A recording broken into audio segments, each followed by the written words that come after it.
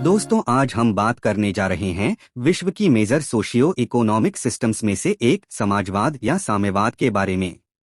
दोस्तों, समाजवाद की यूं तो कोई निश्चित परिभाषा नहीं है, फिर भी विद्वानों ने इसे अलग अलग तरह से डिफाइन करने की कोशिश की है। समाजवाद या सोशलिज्म एक ऐसी आर्थिक राजनीतिक विचारधारा है जिसके मुताबिक उत्पादन यानी प्रोडक्शन के तमाम साधनों पर सरकार का अधिकार होता है। ऐसी व्यवस्था में किसी का कोई निजी स्वामित्व नहीं होता।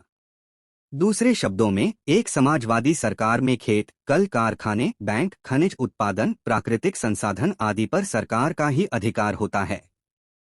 इसका कोई प्राइवेट मालिक नहीं होता। लोगों को प्राइवेट प्रॉपर्टी रखने की इजाजत तो होती है, मगर सिर्फ उतने ही जो उनकी जरूरत है। लोग काम करते हैं और उसके बदले में उनकी बुनियादी जरूरतें स्टेट पूरी करता है। लोग चाह कर भी बड़ी मात्रा में निजी धन नहीं जुटा सकते। मतलब, एक समाजवादी स्टेट में बड़े पूंजीपतियों के लिए नो चांस। समाजवाद दरअसल फ्रेंच और अंग्रेजी शब्द सोशलिज्म का हिंदी रूपांतरण है। 19वीं शताब्दी के पूर्वार्ध में इसका उपयोग वे लोग करते थे जो यह मानते थे कि संसाधनों पर निजी अधिकार की जगह राज्य का कंट्रोल हो।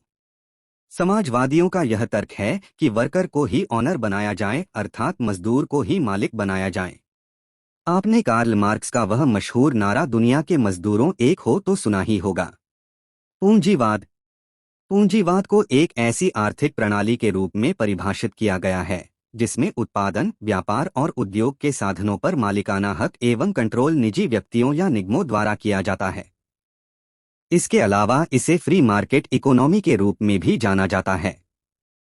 यहाँ आप जितनी चाहे पूंजी इन्वेस्ट कर जितनी चाहे मुनाफा जमा कर सकते हैं, एक छोटा सा टैक्स सरकार को भरकर।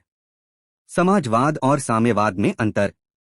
समाजवाद में यह सुनिश्चित किया जाता है कि जो बेसिक ह्यूमन नीड्स होते हैं वह लोगों को बिना किसी शुल्क के प्रोवाइड किए जाएं। मसलन रोटी, पहनावा, मकान और चिकित्सा आदि। जबकि साम्यवादी व्यवस्था में बेसिक ह्यूमन नीड्स को लोगों की पर्सनल सर्विस कैपेसिटी और कंट्रीब्यूशन के मुताबिक पूरा किया जाता है। इन व्यवस्थाओं में एक बुनियादी अंतर यह भी है कि समाजवाद जहां व्यवस्था परिवर्तन के लिए लोकतांत्रिक तरीकों को ही सही मानता है, वहीं साम्यवाद व्यवस्था परिवर्तित करने के लिए क्रांति करने से भी गुरेज नहीं करता। इस बारे में और जानना चाहते हैं तो सोवियत रूस की अलग अलग क्रांतियों के बारे में पढ़ा जा सकता है। एक तरफ समाजवाद में जहां धर्म को पूरी तरह नकारा गया है, वहीं साम्यवाद में निजी तौर पर धार्मिक स्वतंत्रता की अनुमति होती है। सोवियत संघ, चीन, क्यूबा आदि में समाजवाद अथवा साम्यवाद के अलग अलग वर्जन्स वाली सरकारें रही हैं। कार्ल मार्क्स के पहले के समाजवाद को यूटोपियाई समाजवाद कहा जाता है। इसके जनक सेंट साइमन, रॉबर्ट ओवन और चार्ल्स फ्यूरियर हैं। वैज्ञानिक समाजवाद या साम्यवाद के जनक। साम्यवाद का जनक महान दार्शनिक कार्ल मार्क्स को माना जाता है। मार्क्स जहां एक अर्थशास्त्री, फिलोसफर और समाजशास्त्री थे, वहीं उन्होंने साम्यवाद की सबसे बड़ी किताब दास कैपिटल भी लिखी, जिसे समाजवादियों की बाइबिल भी कहा जाता है। मार्क्स और एंगेल्स ने कम्युनिस्ट मैनिफेस्टो लिखा, जो कि एक साम्यवादी घोषणा पत्र है। साम्यवाद आज राजनीतिक रूप से आधुनिक विश्व में कमजोर पड़ा है, मगर इसके सामाजिक, आर्थिक और सांस्कृतिक पहलुओं को नकारा नहीं जा सकता। इसका असर हम दुनिया भर में देख सकते हैं।